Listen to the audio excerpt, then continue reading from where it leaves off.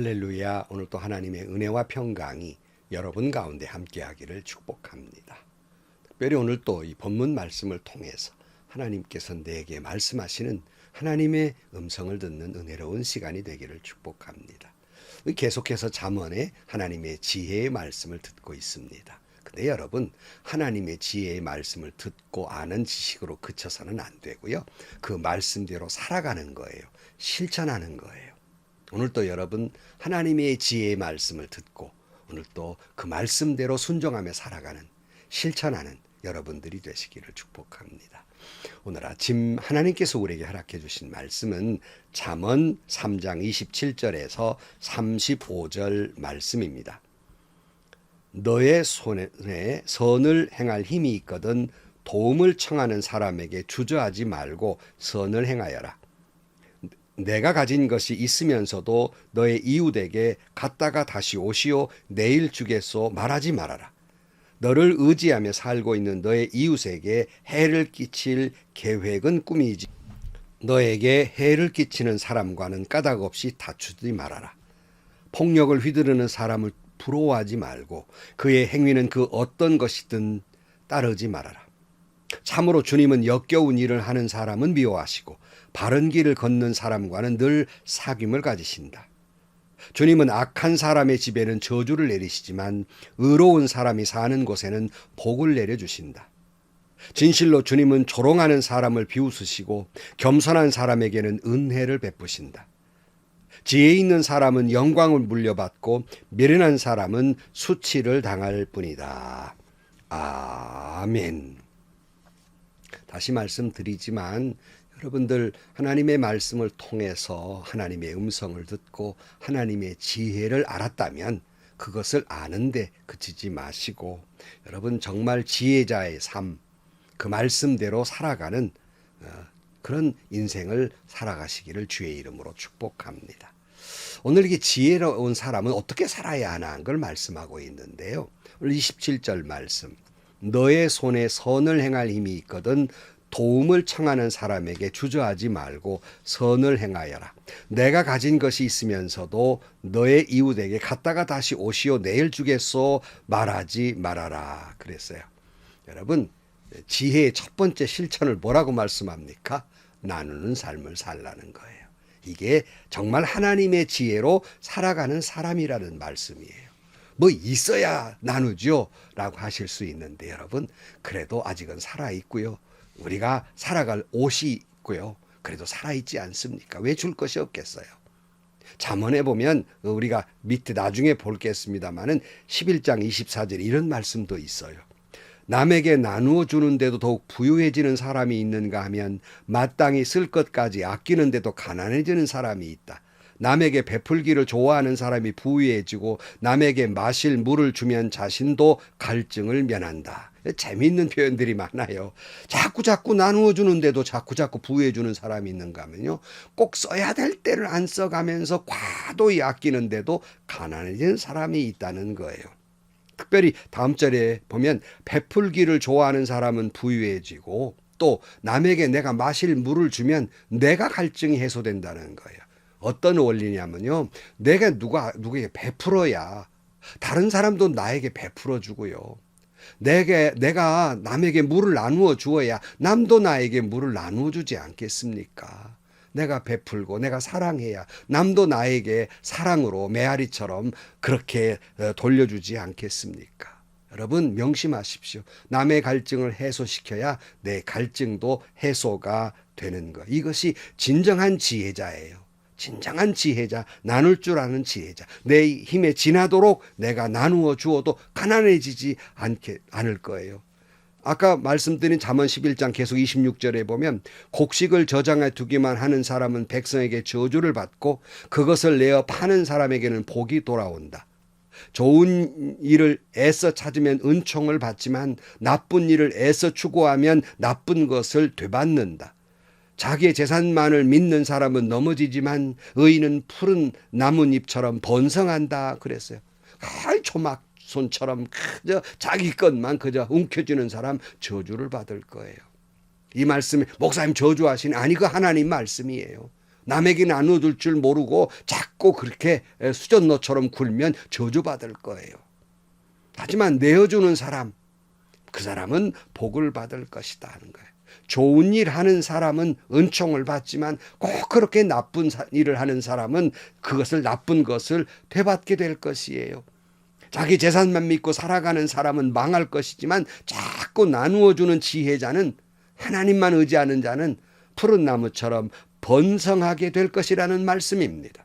그러므로 여러분 지혜자의 삶은 첫 번째가 나누는 삶이에요. 그러므로 콩 한 쪽이라도 나누어 줄 줄 아는 사람이 지혜자이며 여러분 그 사람이 바로 행복자예요. 우리 다 경험하고 살아요. 내가 뭘 얻을 때도 행복하지만 내가 남에게 베풀어 줄 때 훨씬 더 행복한 거예요. 해본 사람만 알아요. 그러므로 여러분 자꾸 여러분이 가지고 있는 것 중에서 늘 제가 말씀드리지만 내가 요를 가지고 있으면요, 하나님은 그 중에서 이웃의 것도 있다, 이웃의 목도 있다, 네 것 다 네 거 아니다, 나누어 주어라 하는 거예요. 참 제가 목회를 하면서 괴로운 일 가운데 하나는 주변에 많은 분들이 뭐 문자로도 뭐 메일로도 서신으로도 공문으로도 도와달라는 분들이 많아요. 근데 정말 저희들이 한계가 있거든요. 그러니 다 도와줄 수가 없어요. 얼마나 가슴이 아픈지. 어떤 때는 장애인 협회에서도, 어떤 때는 어느 목사님 사모님이 투석을 하는데 시골교회 목사님이라 투석할 비용이 없다는 등, 정말 또 교회가 불이 났다는 등 여러 가지 사연이 오는데요, 너무너무 가슴이 아파서 제가 다 읽을 수가 없었어요. 그래서 제 사무실에다가 다 읽고 내가 꼭 봐야 될 것만 언더라인 쳐서 좀 올려 보내다오. 내가 너무 가슴이 아파서 다 못 읽겠다 그랬어요. 또 좀 도와줘야겠다 하고 또 때로는 당회에다가 내놓으려 치면 꼭 제가 그 돈을 쓰는 것처럼 얼마나 아쉬운 소리를 해야 하는지, 또 거기 또 목사님 우리 돈도 부족한데 뭐 쓰느냐고 또 뭐 그 사람이 뭐 어떻고 저떻고 또 판결하는 분도 계셔서 참 힘들 때가 많았습니다. 교회 재정을 맡은 분들이 계십니까? 교회는요, 돈을 저축해서는 안 됩니다. 연말 결산이 항상 마이너스가 돼야 돼요. 왜냐하면 아직도 주변에는 먹을 것이 없어 죽어가는 사람, 수술비가 없어 죽어가는 사람들이 얼마나 많은지 몰라요. 그걸 보고도 교회에 돈을 저축해요. 땅 투기를 해요. 뭐 어떤 목사님들 주식을 다 해요. 어찌 그럴 수 있습니까? 그건 목사 아닙니다. 그건 교회 아니에요. 교회는 늘 재정의 마지막은 마이너스여야 합니다. 왜냐하면 하나님이 우리에게 돌보라고 한 이웃들이 아직도 많기 때문이에요. 29절 말씀. 너를 의지하며 살고 있는 너의 이웃에게 해를 끼칠 계획은 꾸미지 말아라. 너에게 해를 끼치지 않는 사람과는 까닭없이 다투지 말아라. 폭력을 휘두르는 사람을 부러워하지 말고 그의 행위는 그 어떤 것이든 따르지 말아라 그랬어요. 살아가다 보면 꼭 남 해치는 일만 해요. 남을 해치고 자기의 유익을 구하는 사람이 있어요. 꼭 남을 밟고 자기가 올라가려는 사람이 있단 말이에요. 오래전에 어떤 목사님이 웬일이 자꾸 저를 경쟁의 대상으로 보고 저를 자꾸 낮추어서 당신을 부각시키려는 그런 분들이 계셨어요. 물론 제가 부족해서 그랬겠지요. 너무 힘들고 괴로워서 제가 그랬어요. 목사님, 나를 밟고 올라가려고 하지 마시고, 나하고 무슨 뭐 경쟁할 대상이 아니지 않습니까? 나하고 경쟁하려고 하지 마시고 스스로를 높이십시오. 그렇게 제가 너무 괴로워서 말씀드린 적이 있어요. 꼭 다른 사람을 밟고 다른 사람을 해치고 다른 사람을 향해서 또 거짓 증언하면서 자기를 부각시켜 유익을 구하려는 사람이 있어요. 그래 좀 바르게 살려는 사람을 힘들게 하고 낙심하게 만들고 상처를 입혀요. 그러다 보면 어떤 마음이 들어요? 나도 저 사람처럼 한번 해봐. 그런 마음도 들지만 그러지 말라는 거예요. 악한 사람들의 장꾀의 방법을 따르지 말라는 거예요. 하나님의 지혜자로 사는 사람은 그러면 안 된다는 거예요. 사랑하는 성도 여러분, 그렇게 사는 사람은 하나님이 반드시 벌을 내릴 것을 알기 때문에 하나님의 지혜를 아는 사람은 그렇게 살 수가 없는 거예요. 시편 1편 1절 말씀에 뭐라 그랬어요? 복 있는 사람은 악인의 꾀를 따르지 아니하며 죄인의 길에 서지 아니하며 오만한 자의 자리에 앉지 아니하며 오로지 주님의 율법을 즐거워하며 밤낮으로 율법을 묵상하는 사람이다. 정말 복 있는 사람 하나님의 지혜자는요, 악인의 꾀를 따르지 않아요. 죄인의 길에 서지도 않아요. 오만한 자리에 앉지도 않아요. 하나님의 지혜의 말씀을 날마다 묵상하면서 그 말씀대로 살아가는 겁니다. 시편 37편 1절 말씀에 그런 말씀이 있잖아요. 악한 자들이 잘 된다고 해 속상하지 말며 불의한 자들이 잘 산다고 해 시세워하지 말아라. 그들은 풀처럼 빨리 시들고 푸성기처럼 사그라지고 만다. 주님만 의지하고 선을 행하여라. 이 땅에 사는 동안 성실히 살아라. 기쁨은 오직 주님에게서 찾아라. 주님께서 내 마음의 소원을 들어주신다. 내 갈 길을 주님께 맡기고 주님만 의지하여라. 주님께서 이루어 주실 것이다. 사랑하는 성도 여러분, 성경은 많이 악인의 형통을 부러워하지 말라는 말씀이 여러 곳에 있어요. 왜냐하면 우리가 부러워하기 때문이에요. 그러다 보면 우리도 그 악인을 따라서 하게 되거든요. 그러지 말라는 겁니다. 속상해하지도 말고 시세워하지도 말아야 할 것이란 말이에요. 오직 주님이 말씀하신 대로 지혜로 주신 말씀하신 그 길로만 가야 한다는 말이에요. 그 뭐예요? 모든 것 주님께 맡기고 범사의 주님을 인정하고 주님만 의지하고 주님만 바라보면 주님이 지혜 속에서 그 모든 것을 이루어 주실 것이고 형통하게 해주실 것이고 행복을 나에게 주실 것입니다. 본문으로 돌아가서 3장 32절 참으로 주님은 역겨운 일을 하는 사람은 미워하시고 바른 길을 걷는 사람과는 늘 사귐을 가진다. 주님은 악한 사람의 집에는 저주를 내리시지만 의로운 사람이 사는 곳에는 복을 내려주신다 그랬어요. 하나님은 악한 사람을 미워하십니다. 저주하세요.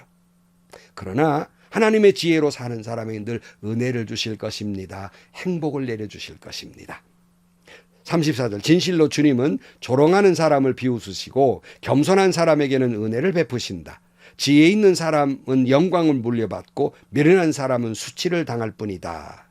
교만해서 자신의 잔꾀나 믿고 있는 사람, 그게 지혜인 줄 알거든요. 그리고 하나님의 지혜를 조롱해요.